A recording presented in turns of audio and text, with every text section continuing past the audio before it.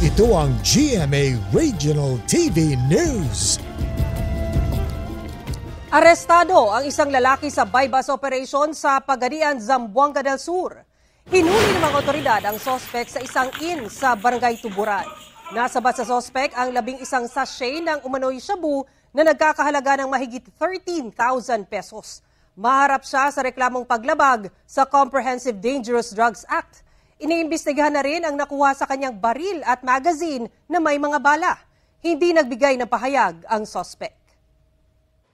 Kapuso, para sa mga maiinit na balita, mag-subscribe sa GMA Integrated News sa YouTube. Sa mga kapuso naman abroad, subaybayan nyo kami sa GMA Pinoy TV at sa www.gmanews.tv.